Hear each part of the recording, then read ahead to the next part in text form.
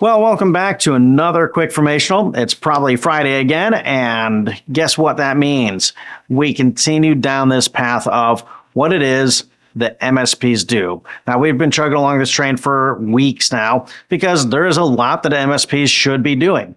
And to continue down that path, one of those things is vulnerability scanning. Now, we recommend that clients get scanned for vulnerabilities at least once a quarter, but we prefer monthly.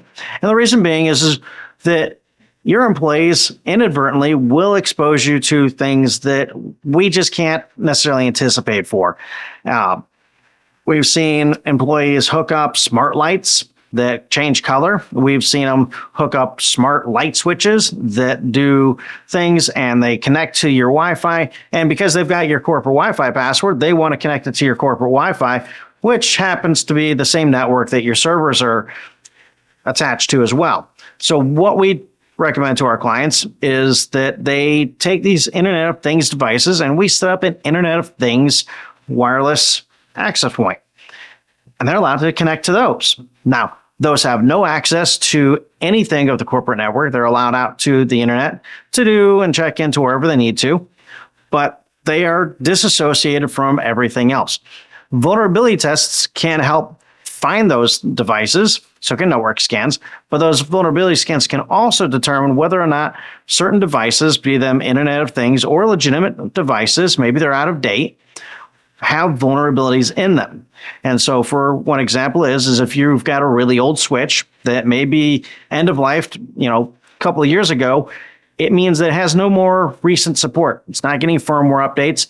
And so a vulnerability test can determine whether or not the vulnerabilities exist on that particular switch.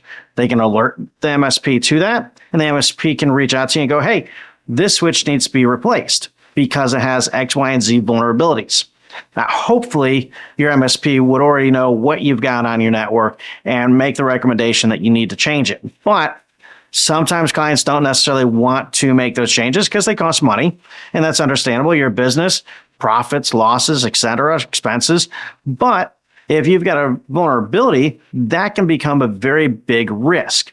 And so what you want to do is you want to run vulnerability tests. And once you've determined that something that you may not want to spend the money on replacing because it seems to be working just fine, suddenly becomes a vulnerability to your company and a potential threat to your company, now that changes the scenario. Now you definitely want to change that. So vulnerability tests are going to help us determine what's out there, but beyond just what's out there, what's vulnerable. And then we can make better recommendations based off of better information.